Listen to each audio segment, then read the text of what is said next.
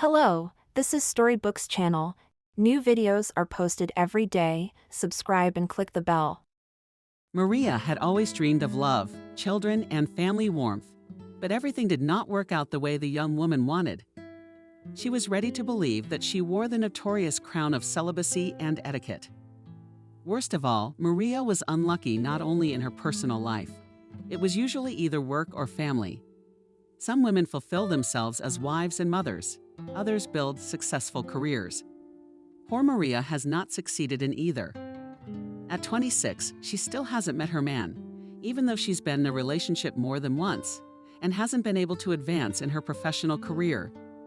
Maybe it wouldn't have been so bad had Maria had the support of her parents, who would encourage and support her and help her with advice.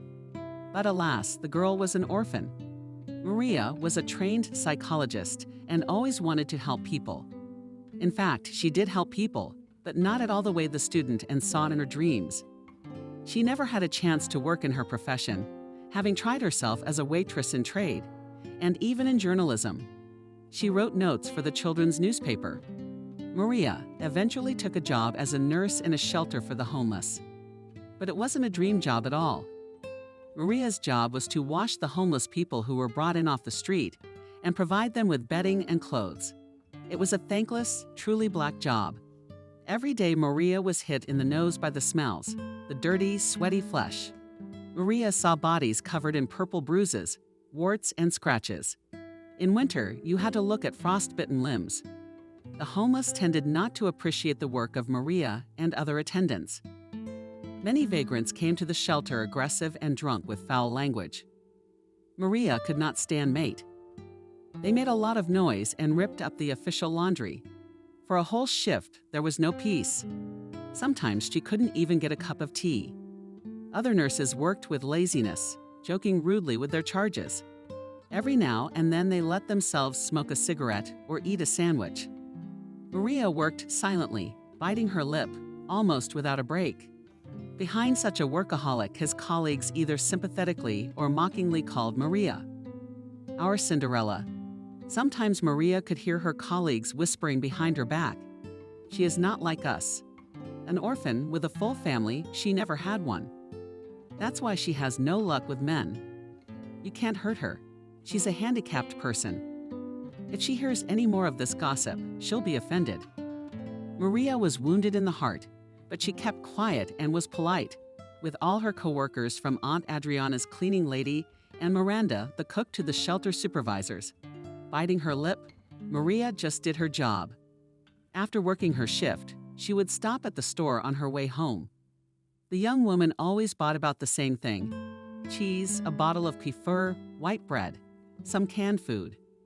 Maria knew how to cook, but she did not like it. Dinners alone were sprat and automatic sauce.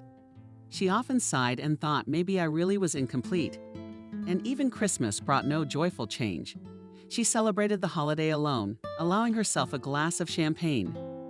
But as she celebrated, she drank champagne and then cried into her pillow until she fell asleep. My heart was torn. Why? Why was I alone? Yes, my colleagues are right. I am incomplete. Waking up on the first day of the new year, Maria remembered how she cried the day before, wiped his eyes inflamed, and decided to just live. Live as it is lived. Throw out of my head all the empty dreams. When I die, then I will rest. And let them bury me at the municipality's expense. After all, I'm doing a good deed, taking care of the homeless. I should have gone to my shift. Maria cleaned up, ate breakfast, and left the house. It was very convenient that the shelter was within walking distance of her house. Wet snow was falling, which was turning to mud on the pavement. The weather was not New Year's at all. Something black caught Maria's eye. When she stopped, she realized that the jacket was on a man lying face down on the curb. Passers-by hurried past, as if they didn't notice the motionless bodies at the edge of the road. Maria stared at the man lying there for almost a minute. "We have to help," she said to herself. The girl squatted down and started bracing the man. "Hello, citizen. Are you alive at all?" The man did not answer. Not without difficulty, Maria rolled him over onto his back. The man was breathing. He did not look more than 35 years old.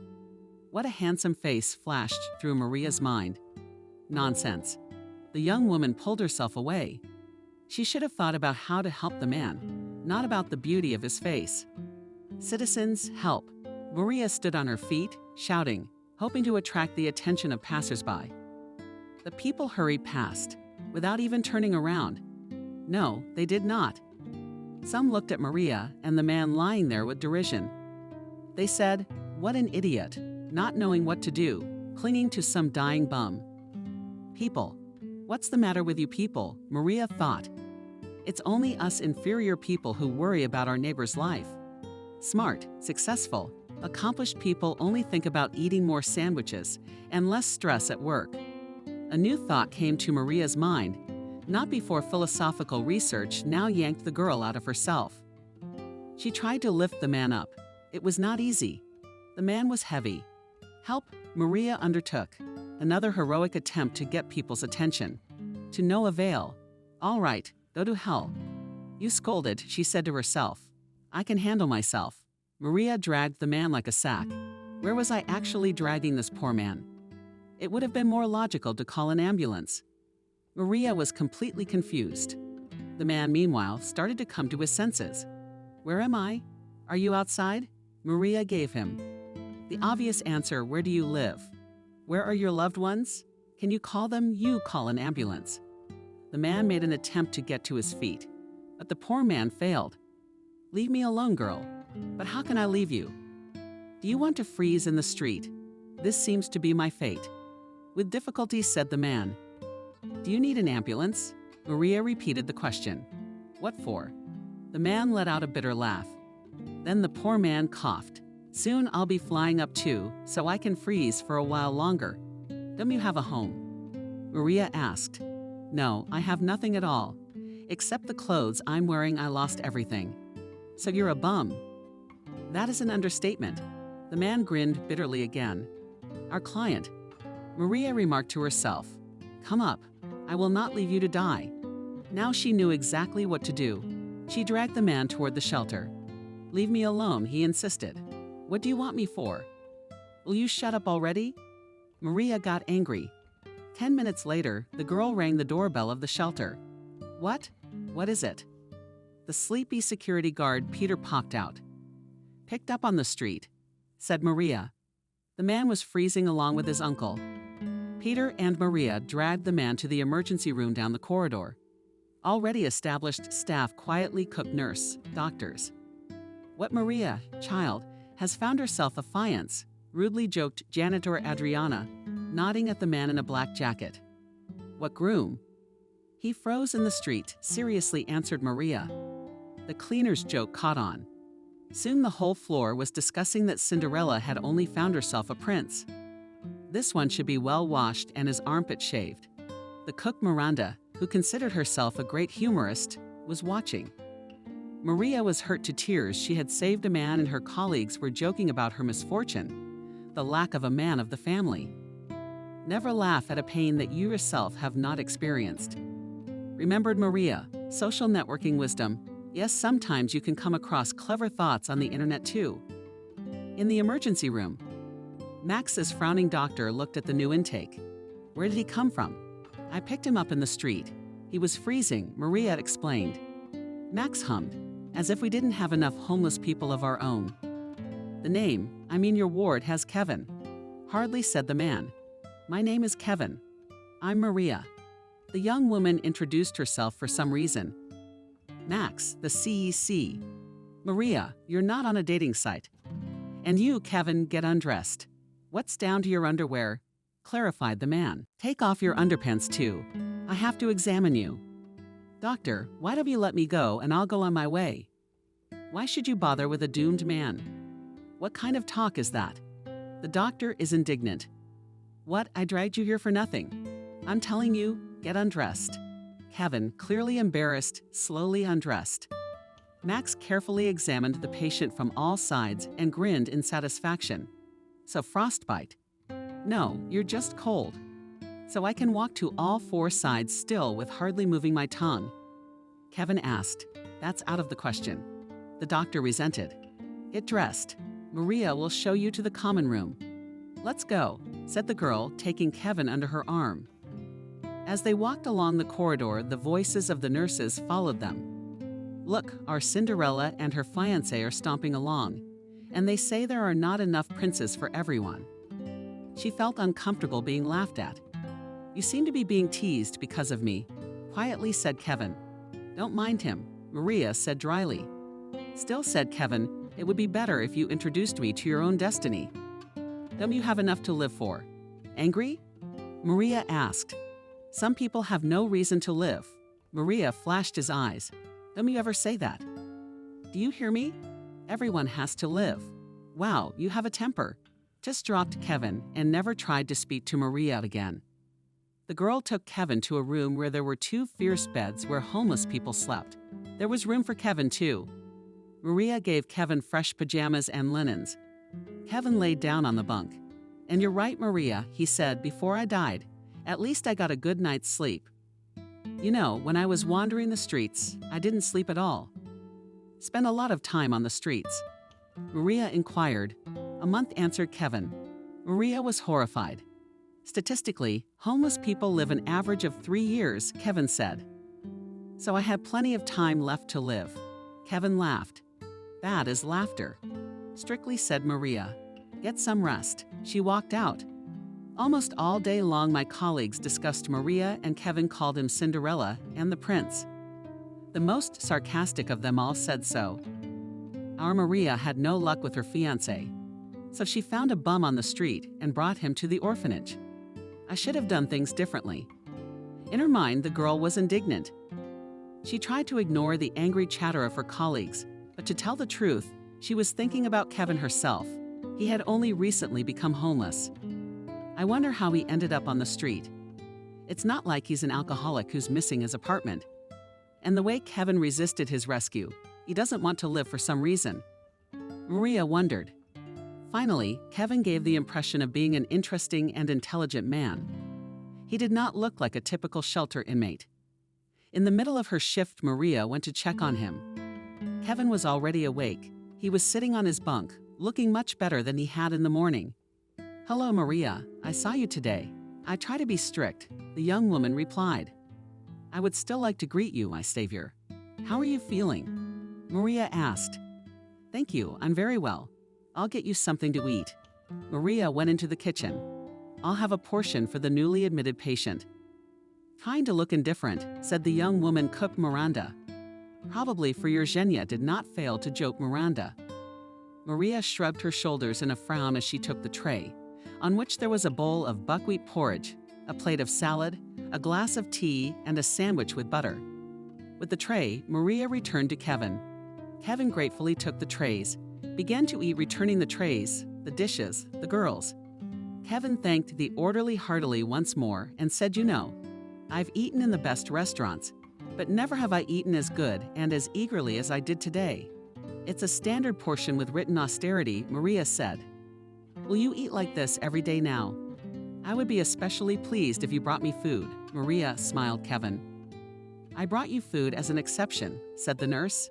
"You will walk to the canteen together." "What do you say, Maria?" Still smiling, Kevin answered. "I don't need the privilege. Goodbye." "Try to get some more sleep," the girl said, with a little change in her sternness. "I honestly don't know how to thank you," said Kevin. "Let me ask you a riddle." And before Maria could refuse, Kevin gave out an archer on the hunt, shot at the gazelle. The arrow pierced the gazelle's leg and came out through the ear. How could that be? "Oh, don't torture me with your tales." Maria was angry and left the room. In the evening at home, she ate dumplings warmed up in the microwave. The young woman caught herself thinking about Kevin. An interesting man, she admitted to herself. How did he know that riddle about the archer and the gazelle? Maria knew the riddle too. The girl had little interest in literature and history. This riddle was given to his subjects by the Turkic Sultan Hasim Bocanegra. Only the great poet and thinker Alisher Nevoy was able to solve the riddle. The clue was simple. The gazelle became a foot of the ear when the archer let out an arrow. So it turned out that the arrow pierced the leg, pierced the ear. Such a riddle can only be known by a very intelligent man, Maria concluded. I wonder how Kevin ended up on the street after all. We must ask him." Maria was still hesitant to admit that Kevin was interesting to her as a man. She was too used to settling down in a relationship and having the looks of a homeless man you picked up on the street and dragged into a shelter. What could be more ridiculous and shameful?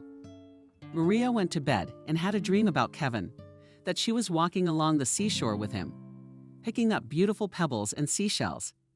And then Kevin and Maria go to a restaurant, but for some reason they eat buckwheat porridge with salad exactly like the one she brought him this morning on a tray. Maria was at work, so Miranda and Adriana pounced on the young woman. She missed her prince. "Is the groom on the shop floor?" That's what the guard Peter said. There was a box gluing shop at the orphanage. They tried to get homeless people to work by gluing boxes together. They were paid a small wage as wards of the shelter. The work was purely voluntary.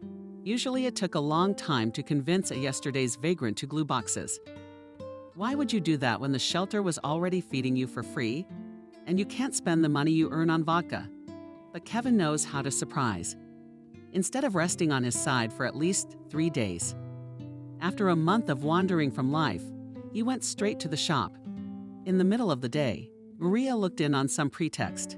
Kevin was working. But when he saw the attendant, he immediately looked away from the box he was downloading. He smiled in a friendly way. "Hello, Maria. I thought you weren't coming to check on me, but I have to check on you," asked Maria, as if not noticing the sharpness in the question of the nurse. Kevin asked, "Well, have you solved my riddle about the archers and the gazelle?" "Very simply, without smiling," said Maria. Gazelle lifted her leg to scratch her ear, and so it turned out that the arrow, when it pierced her leg, went into her ear. "Bravo," clapped his hands. Kevin, like a little boy. By the way, Maria noticed. "I know who Alisher Nevoy is. Don't you think he's a wonderful poet?" Kevin asked. "Beautiful." Maria agreed and went out. "But how is the groom with laughter?" asked Maria Adriana, the floor washer. Maria only twitched her shoulder as if to drive away an annoying fly. "At his wife's house with a light salad and a couple of sausages." Maria wondered about Kevin again. "Am I being too hard on him? It's not like he's done anything to me. He wants to be friends." "Of course he does. I'm the one who saved him. That's why he's reaching out to me. I guess I'm just mad at Kevin because we were christened bride and groom. This is silly." Maria firmly decided I would do something nice for Kevin. With that thought in mind, the young woman went to bed and woke up in the morning and cleaned herself up. She took a volume of poems by Alisher Nevoy from the bookshelf and hid it in her purse. Then she went to work. Maria was greeted with the usual talk about Cinderella and the prince, the bride and groom.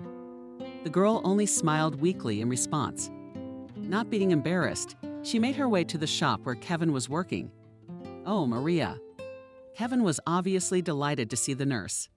"Hello." Maria smiled. "You are all working." "Yes," answered Kevin. "Thanks to you, I have made an important decision." "And what is that?" "That I will live," said Kevin. "Remember, I told you I wish you had left me on the street." "I don't think so now. The will to live has awakened in me." "I'm very glad to hear that," Maria smiled. "And you, by the way, are not much in need of glue these boxes. You have to rest too." "And what should I do during my rest?" Kevin asked. "Just to lie on my side. I could honestly read a book, but you don't have a library at the orphanage." I looked straight into the water. Maria smiled again. She took out of her purse a volume of Alisher Nevoy and handed it to Kevin. "Is this for you? Read it at your leisure." "Wow," rejoiced Kevin. "That's what you need." The man took the tome and, without opening the book, quoted his 2 sober gazelles gently asleep. Would he sooner let them frolic in the garden? Maria was touched. "This is a favorite poem of mine." "Thank you for this collection of poems," Kevin thanked. "I'll be reading Maître Nevoy before I go to bed. In the meantime, with your permission, I will continue gluing boxes. I'll need the money soon." Thus began Maria and Kevin's friendship. Every morning when she came to work, she would go to the workshop, where Kevin was diligently gluing boxes. And the nurse didn't care if Adriana, Miranda, and the other coworkers were scratching their tongues, chatting about the bride and groom. Kevin and Maria exchanged jokes, telling each other what they had seen in their dreams. At dinner time, they quickly ate their porridge, Kevin read a poem to Maria, and then the nurse and her ward discussed Kevin's reading. What a nice man. Maria thought of him. She confessed to herself it had been a long time since she had had such pleasant intercourse as with Kevin. What an unusual bum. What is there to say?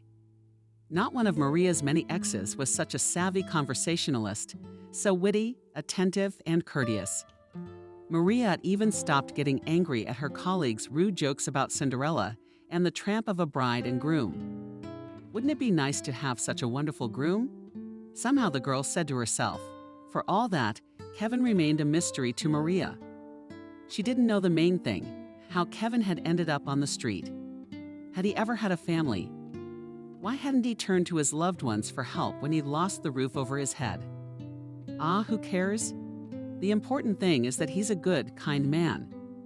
Sometimes Maria gets caught up in some pretty daring dreams.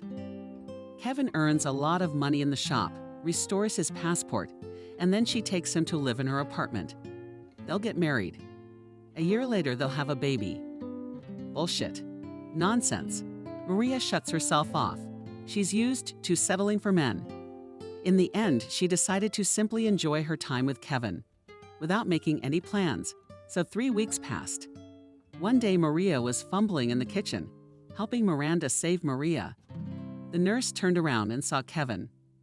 Hi, she was a little embarrassed. Kevin didn't usually come into the kitchen, much less at odd hours. Hello, Maria. Shining with a smile, Kevin said. I have good news. I got paid some money today for my cardboard boxes. That's how. Congratulations. Yes, today is payday for the workers in the shop. Kevin didn't seem at all embarrassed by the presence of Miranda, whom he nodded politely. Isn't tomorrow the day off? Kevin asked. Yes, Maria admitted on her day off. So allow me, charming lady, to invite you for a cup of coffee. What didn't she understand? And Miranda, moving her gaze from Kevin to Maria, giggled. I invite you to have a cup of coffee at the cafe. Smiling, said Kevin. No need. At a loss, Maria answered.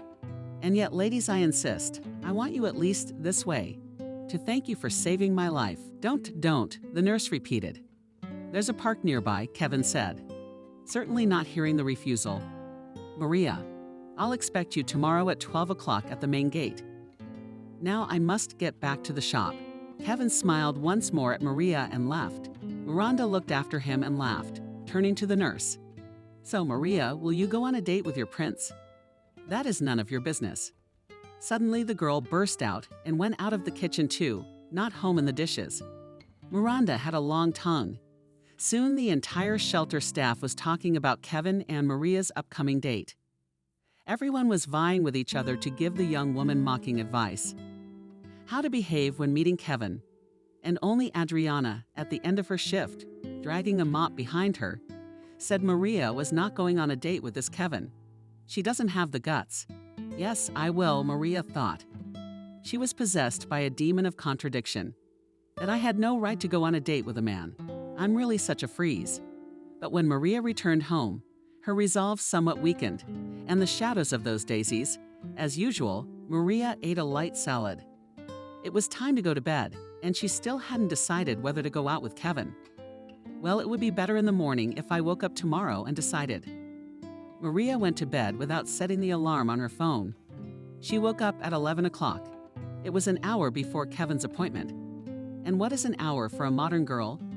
An hour might not be enough time to get ready for a date. I will not be in a hurry, the young woman decided. If Kevin wants to, he'll wait for me. She took her shower, had breakfast, tea, put on her makeup, and finally got out of the house. It was a 15-minute walk to the park. By the time Maria approached the park, it was already 1:30. Kevin probably didn't wait for me, the nurse thought. He wouldn't stay out in the cold for half an hour. But to Maria's surprise, Kevin was standing at the park entrance, smiling. The man was holding a bouquet of bright purple roses. Maria, I'm glad to see you. The girl felt remorse. So you have been waiting for me for an hour and a half. Kevin was freezing. Walked in a circle at a brisk pace and didn't freeze one bit. Still the same, Kevin answered with a smile. A real man, thought the girl. These roses are for you, Maria. The young woman gratefully accepted the flowers. "But let's not stay out in the cold any longer," said Kevin. "Let's go quickly to a cafe." There was a cozy cafe in the park. Kevin and Maria took a table by the window. The man ordered 2 cups of aromatic milk coffee. For Maria, a conversation about poetry, about flowers, about interesting movies. What a wonderful conversationalist Maria admired to herself. Quietly, Kevin shifted the conversation to Maria herself. The young woman was so carried away that she told him her whole life, how she grew up in an orphanage, how she became interested in Eastern literature, how she tried to build relationships with men, and in the end she remained alone. Kevin was more delicate than a psychologist. This yesterday's bum wanted to talk and talk and talk. "You seem to be tired, don't you?" Kevin remarked. "Let me walk you to the entrance." I said goodbye to Kevin, and on crossing the threshold of my apartment, Maria suddenly realized that I had not asked anything. It wasn't very nice of him. I still don't even know how he ended up on the street. The next day at work was all talk about the fact that our Cinderella was running around on a date with a bum. Miranda did her best, in the presence of which Kevin invited Maria to meet. The chatter of colleagues, of course, hurt the nurse. But a protest was rising in the young woman. "Do I not have the right to go on a date with a man?" Maria was silent, but looked defiantly with a challenge. "So what? That he is a ward of our orphanage." But suave and gallant Maria admitted to herself, yesterday was probably the best date she had ever had. This is despite the fact that the young woman had a lot of experience. All her men were princes or princesses who had to be dusted off if they were to be harmed. Kevin was not a prince, but a noble knight, not embarrassed by anyone. Maria made her way to the workshop. She knew that the hard-working Kevin was to be found there. Indeed, the man was in the shock gluing boxes. "Hello," Maria said cheerfully. "Hello, Maria." Kevin answered in a flash. "I glued everything out of my box." "Yes, I like working with my hands," smiled the man. "Plus, I need the money." "What for?" Maria asked, also with a smile. "To take a nice lady to a cafe." Kevin then looked at Maria. "You will see me outside your working hours if you insist." Maria responded, "I am glad." Maria was so brave that she sent Kevin an air kiss before she left the shop. For 2 weeks, the shelter staff discussed Kevin and Maria's relationship. Even the homeless people got involved in the discussion. The shelter's inmates, who looked at Kevin and Maria with either morbid curiosity or derision. But the nurse didn't care. She honestly admitted to herself, "I like this man," and decided on our next date. "I will be sure to ask Kevin in detail who he is and where he is from." 2 weeks passed. Kevin received the money for the boxes and invited the girl for a cup of coffee. Maria was glad, even happy. This time she showed up at the park gate without being late. Kevin was waiting with a bouquet of purple roses. What roses the young woman admired. Somehow Kevin guessed that purple roses were my favorite flowers.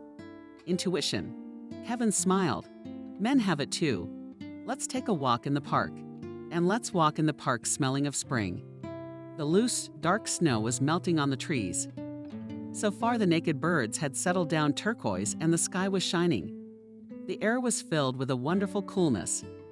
"I so rarely get out to the park," Maria confessed, "even though it's only a few steps from my house." "Thank you, Kevin." The man smiled. "Now let's go into the cafe." They sat down at the same table by the window. Kevin ordered coffee and cakes. "I'm sorry, that's all I can get you." "Unfortunately, the shop doesn't pay much." "Oh, by the way, Kevin," Maria asked, "how long do you intend to work for us?" "What are your plans anyway?" Kevin threw up his hands over his plans.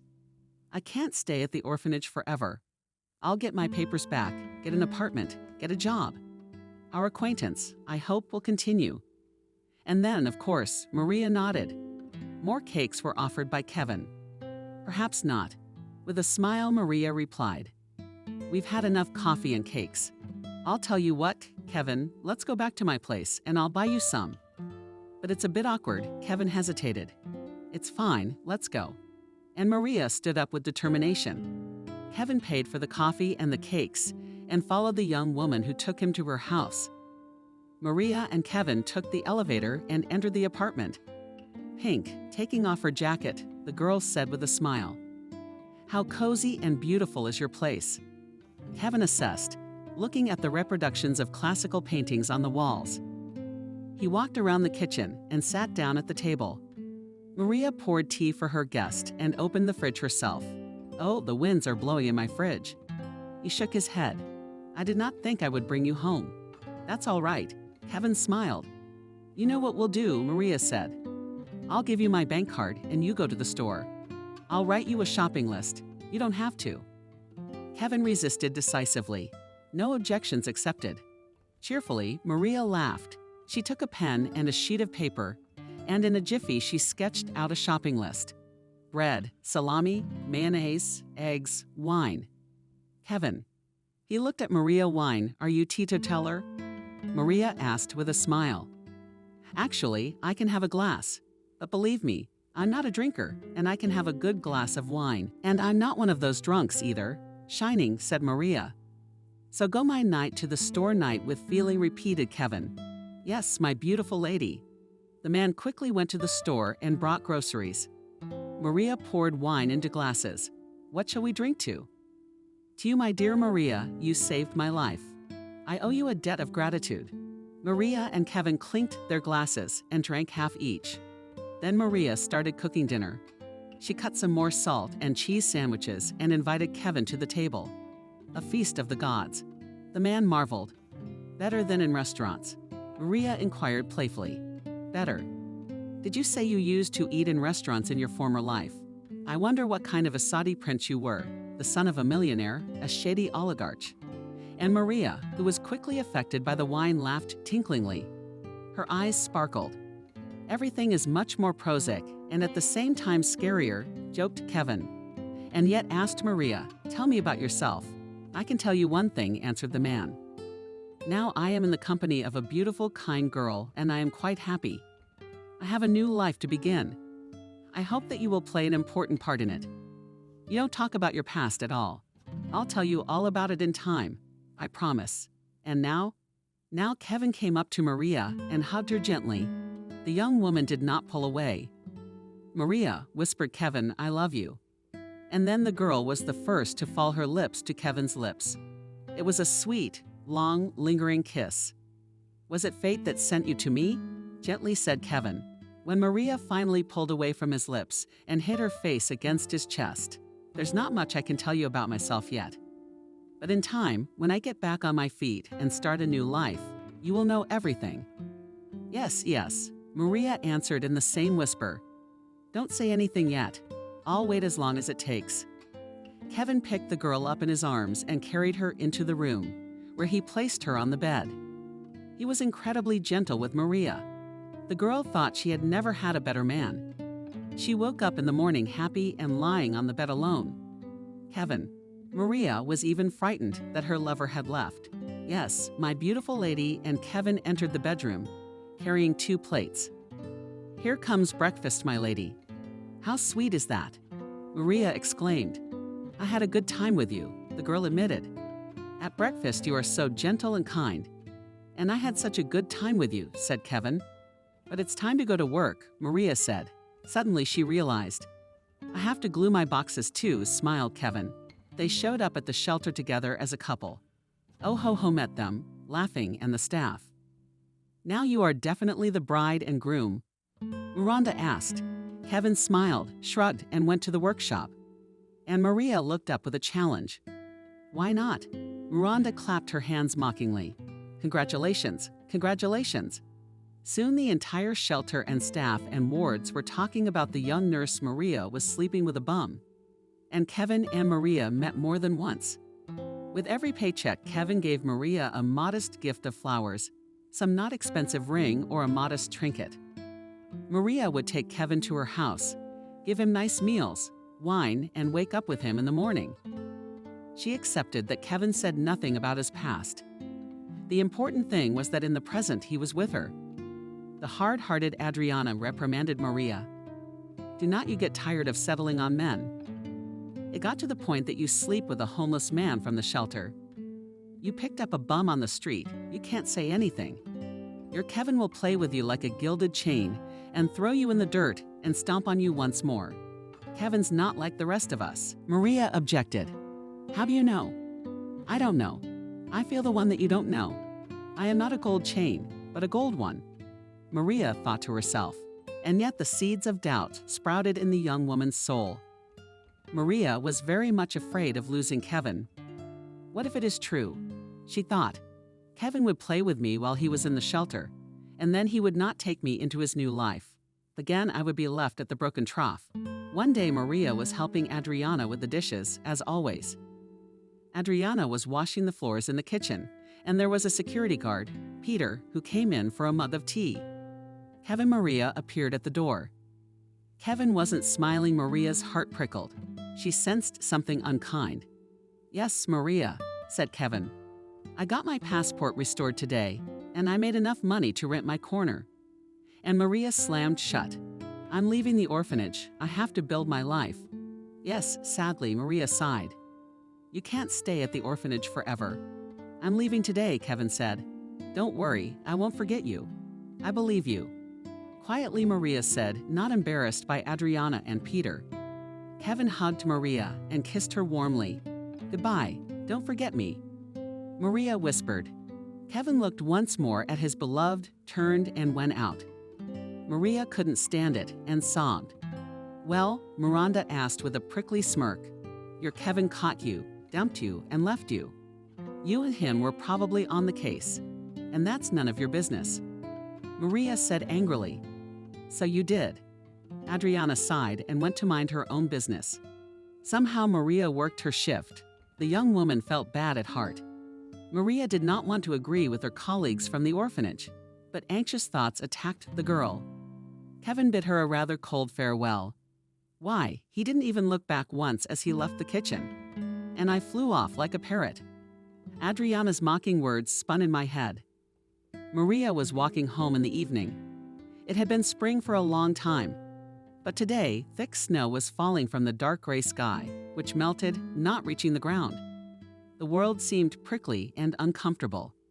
It made me want to cry. Who was Kevin, after all? He was still a beautiful stranger. Indeed, the prince she had rescued from frostbite on a winter morning. Kevin left without telling her anything about himself, who his loved ones are his parents alive? Or maybe he even has a wife and children, forgetting the occasional amorphous adventure with a knave nurse. I am a fool, fool, fool, Maria repeated in her mind as she approached her entryway. Going up to the apartment, born of mice, she walked to the kitchen. There was no appetite, but Maria heated herself some spaghetti and tomato paste. She picked up a fork and was about to eat when the thick smell of the dish definitely filled the entire universe. It was as if it had penetrated not only her nose, but her pores as well. It was a terrible sensation. Maria flung herself like a panther and threw the food into the trash can, then rushed to the bathroom and threw up. What's the matter with me? Why all of a sudden? She had a sudden craving for pickled mushrooms. What does that mean? Did I, Maria, not even dare to think about it? But despite the late hour and fatigue, she got dressed and headed to the drugstore and bought a pregnancy test. The test showed 2 clear pink lines. My God, I'm pregnant. Pregnant. To get pregnant from a homeless man picked up on the street, who, after making money for chowder boxes, had gone off to build his life. What could be more ridiculous? Fate laughed at Maria. I will have an abortion. She thought in despair, but in the next moment she clearly decided. No. No matter what, Maria believed Kevin. Believed that he would come back for her. But was there any reason to believe that? I didn't ruin our baby. Motherhood is a joy. I may never get pregnant again in my life. I have to keep the baby. If Kevin comes back, we'll have a full family. If he doesn't, that I raise my baby on my own. Maria decided not to say anything to anyone at work. Among her colleagues, the young nurse had no close friends. Moreover, she did not want to be subjected to ridicule. But alas, mockery just could not be avoided. Maria almost met. The son did not go to his wife. The shock bounced like a rooster. Yes, and the pregnancy could not keep a secret shrewd as the police Miranda and Adriana noticed that Maria began to take for lunch pickles and pickled cookies and suspected something wrong. They didn't so much guess as make up their own minds that Maria was pregnant. From then on, there was nothing but talk. Kevin wanted you, and he got away. You should have taken precautions, you fool. It's none of your business. The young woman tried to be strong, but her heart was breaking with grief. She wondered how it could be. Would Kevin really not come back? Would I really have to raise my child alone? I mean, Kevin hadn't even written down my phone number. The days dragged on like a dream. Maria went to work, enduring ridicule, and more reassurance that it had indeed turned out to be a fool's errand. Kevin, who seemed so nice sauve man and just took advantage of Maria, gave flowers, and talked about Alisher Navoy and romantic comedies made for the ages, but otherwise turned out to be the same as all males of the seed. 3 months had passed. Maria's belly was already becoming visible. This gave new fodder for Aunt Adriana's witticisms. Aunt Adriana. And even Peter was curled up. You're going to raise the baby alone. Or are you going to get a new bum? It was time to take maternity leave of grief from embarrassment, almost crying under the prickly stares of colleagues. Maria walked to the chief's office and knocked. Come in. Maria timidly opened the door and entered the office. The boss was sitting bent over some papers. Robert. Yes, Maria, I need to talk to you about what Maria got in. I want to take maternity leave. The supervisor gave Maria an appraising look. At this time, Maria's mind was racing.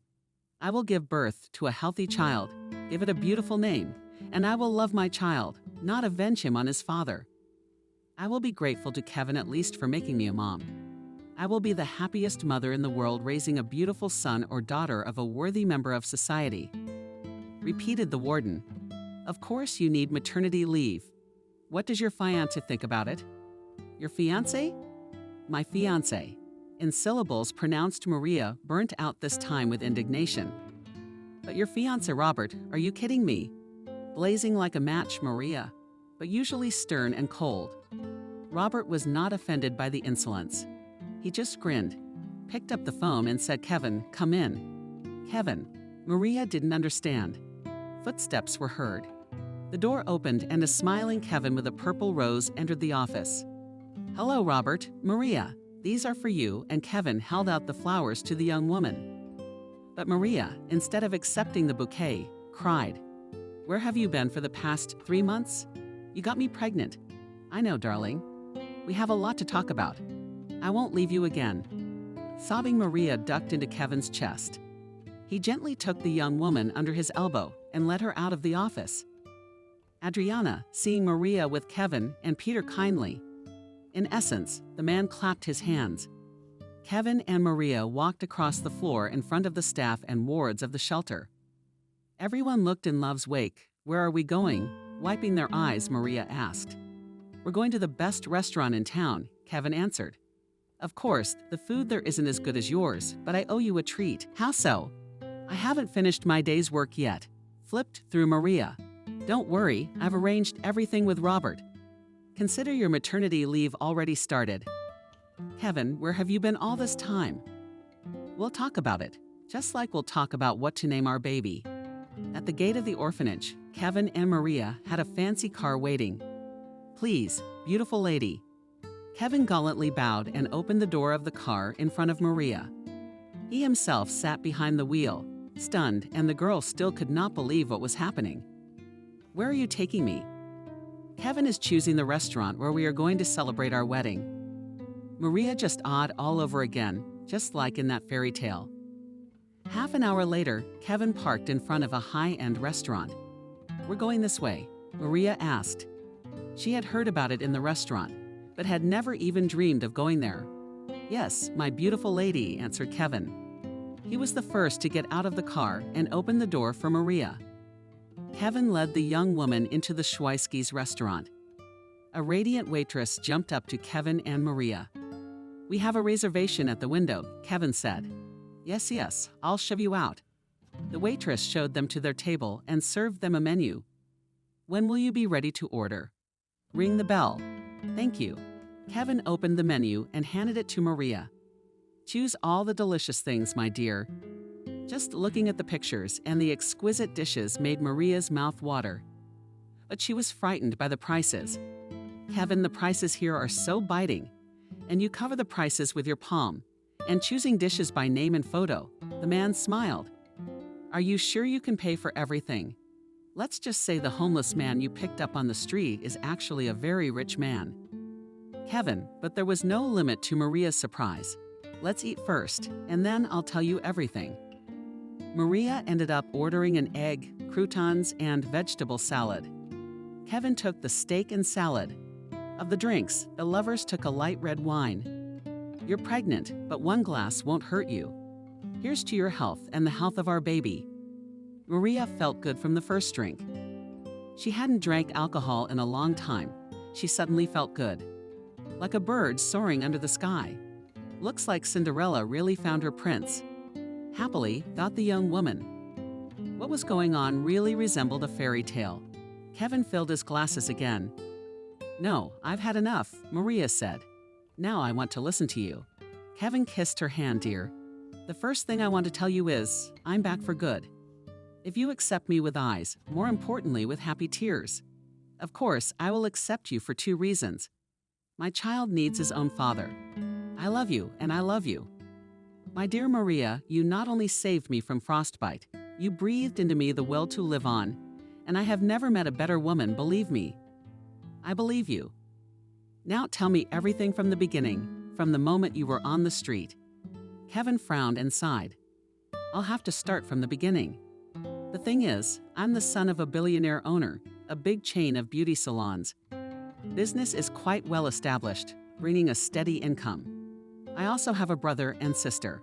How can I tell you, my father was not very fond of my brother and sister. But he didn't yearn for me. Why past tense, Kevin? My father died not long ago. But let me tell you in order. Yeah, tell me, why did your father love you and not love your brother and sister? I don't know how to tell you. I don't want to say anything bad about my brother and sister, but my brother grew up rough, cocky. And when he was barely 18 years old, he started going to the joints, doing drugs, and pouring alcohol in his eyes. His sister was also no gift, to put it mildly, and most importantly, she loved her brother madly and indulged him in everything. The brother and sister joked together, burning through their father's money, and you asked Maria, what about me? I was a quiet boy at home. When I was 15, I discovered the world of Persian and Turkic classical poetry of Alisher Navoy. Do you remember? I grew up among books and composed stories and poems. My father's side when my children were spinning and the other a romantic, a poet. Who would I leave my business to? However, my brother had no doubt that he would be my father's main heir. But my father didn't seem to think so. He did. He left it to you? Yes. When my father died and we unsealed his will in the presence of a lawyer, it said that 80% of the assets go to me and my brother and sister only 10. My father also wrote me a farewell letter advising me to rely on time-tested business managers, not to get involved, live on interest, and do my poetry and Turkology. There you go. But the brother and sister did not accept their father's decision. With excitement, Maria asked, Right. So how did you end up on the street? Oh, that's a tough story. As I noticed, I don't want to speak ill of my brother and sister, but they turned out to be left-handed. Tell it, Kevin, I'll understand. Anyway, my brother and sister decided to make me look like an incompetent lunatic. It would take a long time to list all the manipulations and frauds they had gone to. But in the end, my dear relatives managed to lock me up in a high-security psychiatric hospital. I ended up there without a passport, without a phone. I was drugged with heavy medication, and on occasion I was even beaten. Kevin, Maria grabbed his arm. Kevin grinned bitterly. For me, it was a test of strength. There, in the hospital, I hadn't yet lost the will to live. You wouldn't believe it, I managed to escape. So there I was on the street, with nothing but the clothes I was wearing. I tried to go to the police for help, but they told me to show my passport. And when I said I didn't have any documents, they threw me out. That's how our law enforcement system works. What can I do? I wandered around the winter city for a few weeks. My will to live broke down. I fell down and cursed everything in the world and decided not to get up again and die. And then I found you. Yes, my beautiful lady. You found me and breathed a warm spark into me.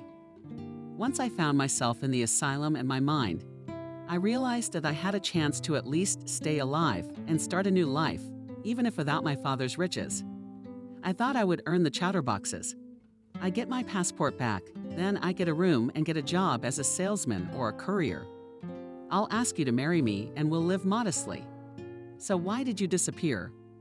When, after earning money in the shop, I moved into rented accommodation, I was found by our family lawyer, a good man. He convinced me to fight, to sue my brother and sister for the inheritance they brazenly squandered. They almost let the saloons go to waste. So what happened next? What happened next was a lawsuit. All the facts were against the brother and sister convicted them. And I still had to go into business for a while, so that the business didn't get completely upset. But I brought back a sensible manager who on some whim had been fired by my brother and sister. Little by little, things got better. That's when I decided I could come back to you. I'm sorry if I made you nervous, to say the least. Maria twisted to Kevin and kissed him gently. That's all right. The important thing is that you're with me now. Kevin got down on one knee in front of Maria and asked my love, "Will you marry me?" filled with tears of happiness. Maria exclaimed, "Yes, yes, of course I will."